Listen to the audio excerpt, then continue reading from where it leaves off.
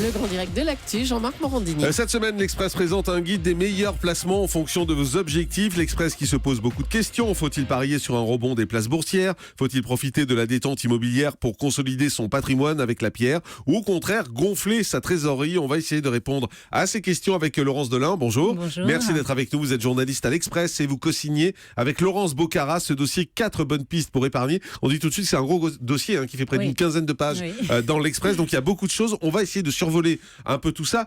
La première question qu'on se pose, ça concerne le fameux livret A, qui est le livret qui est le plus facile d'accès au fond. Ça rapporte plus rien aujourd'hui, ça sert à rien.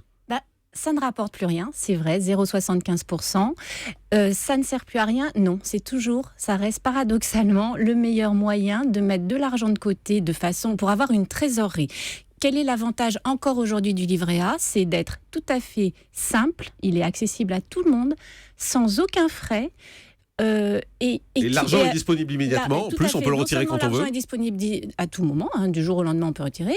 Et surtout, ce taux de 0,75%, aussi faible soit-il, a le mérite d'être totalement clair. Il n'y a pas de fiscalité dessus. Et surtout, c'est un des rares produits à avoir encore ça, il n'y a pas de prélèvements sociaux qui, je le rappelle, sont de 15,5%. Ouais, donc en gros, vous dites, voilà, c'est pas terrible, mais finalement, c'est mieux que rien. Voilà, tout est relatif aujourd'hui avec des taux extrêmement bas. Le livret A reste un produit de trésorerie de base à conserver. Voilà.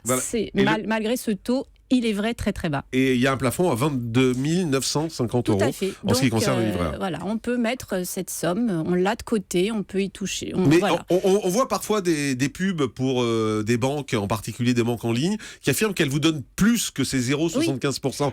On peut y aller en confiance ? On peut y aller en confiance dans le sens où on ne va pas donner notre argent à des arnaqueurs. En revanche, il faut vraiment faire attention. On voit des taux hallucinants pour les taux actuels, c'est-à-dire on voit du 3 à 5% par exemple.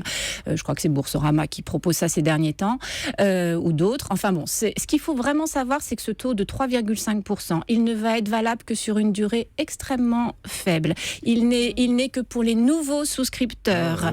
Et ensuite, il est fiscalisé. Donc, c'est-à-dire qu'on va payer des impôts sur les intérêts. Voilà, des impôts et des prélèvements sociaux. Donc, il y a différents calculs qui sont faits, qui font que, grosso modo, ces 3,5% affichés correspondent à peu près à du 1% sur une année.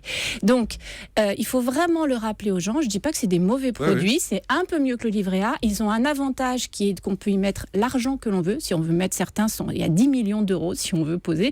Donc, oui, là, ce sont vraiment des outils de trésorerie intéressant, mais il faut quand même ramener le taux à sa réalité, qui n'est pas de 3,5% affiché, mais plutôt dans sa poche de 1% à peu près. C'est important de le dire en tout cas. Alors ça, le livret A, c'est la base. On nous parle également beaucoup de l'épargne logement, le fameux PEL. Tout à fait, Ça, c'est bien, mais moi, j'ai toujours entendu dire qu'il fallait attendre 8 ans avant de pouvoir retirer son argent. C'est vrai ou c'est faux? Alors, c'est pas 8 ans, c'est 4 ans sur le PEL. C'est-à-dire, on peut retirer son argent à tout moment. Simplement, on va avoir des pénalités dont je vous épargne les détails. Donc, c'est un placement, si on veut en profiter au maximum, c'est 4 ans minimum, en effet. Ceci étant, c'est un placement qui, toute proportion gardée, rapporte aujourd'hui 2%, ce qui est très faible, bien évidemment, mais qui est relativement pas mal pour un produit 100% garanti par l'État et totalement défiscalisé, sauf lui, il a les prélèvements sociaux qui sont dus chaque année de 15,5%. Mais sinon, vous avez une épargne complètement défiscalisée qui est rémunérée 2%, voire 3% si vous vous en servez pour un prêt immobilier, parce que le PEL, au départ, il est quand même fait pour ça. On parle également de l'assurance vie. Oui, alors, toujours. Il faut rappeler que l'assurance vie, c'est pas sur votre mort. Non, c'est pas un pari sur la mort, ça c'est la base. C'est un pari sur la vie. C'est un pari sur la vie, parce qu'il faut le rappeler, parce que c'est vrai que le nom est toujours ambigu et on croit toujours que c'est une assurance que les gens vont toucher quand on va mourir. Donc c'est pas ça l'assurance vie. C'est vraiment un produit d'épargne. C'est un produit d'épargne, tout simplement. Non seulement on peut le récupérer au bout de 8 ans avec une fiscalité extrêmement avantageuse, mais on peut aussi le récupérer à tout moment. Simplement, les intérêts seront fiscalisés avec des taux assez importants. Mais ça reste quand même l'assurance vie. On oublie toujours de le dire. C'est vous ouvrez un contrat aujourd'hui.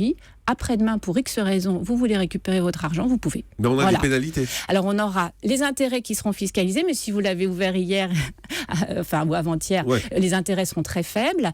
Et donc, les gens croient toujours que c'est la totalité du retrait qui va être fiscalisé, ce qui n'est absolument pas le cas. Ce sont intérêts qui correspondent à ce retrait. Ah, oui, et d'accord. là-dessus, il va y avoir un taux de prélèvement qui, selon la date, va être de 35 ou de 15%. Du coup, je ne sais plus, j'ai un petit doute. Mais enfin, bon, passons. Mais ce prélèvement fiscal, ne se fait que sur la partie des intérêts, lesquels ne sont pas si importants que cela.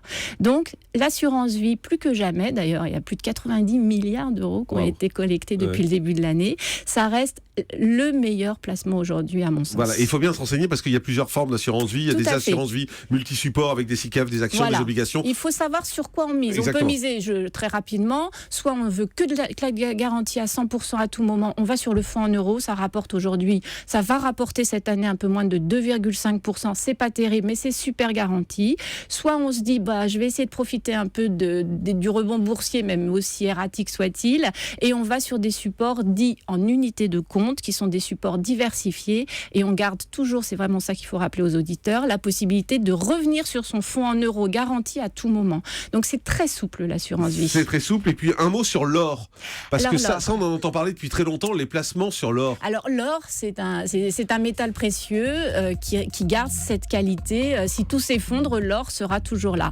Néanmoins, c'est un métal précieux qui a des fluctuations extrêmement erratiques. Il ne faut jamais en mettre, si on a déjà la possibilité d'en acheter. On peut en acheter avec des lingotins qui aujourd'hui pèsent quelques grammes. C'est des petits lingots. C'est des tout petits lingots. Ah bon, ils descendent jusqu'à je ne sais plus combien, 10 grammes, je ne crois pas. Je crois que c'est quelque chose comme ça. Enfin bon, passons, mais enfin ce sont des tout petits. Mais dans ce cas-là, jamais plus de 5% d'un patrimoine financier en or. Jamais. Voilà, et tous les conseils, vous les retrouvez dans l'Express, bien évidemment. 4 bonnes pistes pour épargner. Enquête signée Laurence Bocara et Laurence Delin. Merci beaucoup d'avoir été avec nous ce matin sur Europe 1. Plongez-vous là-dedans, c'est passionnant. Pour peu qu'on ait de l'argent à placer, ce qui n'est pas évident non plus. Allez, on fait une pause, on se retrouve dans un instant. Restez avec nous, c'est Europe 1.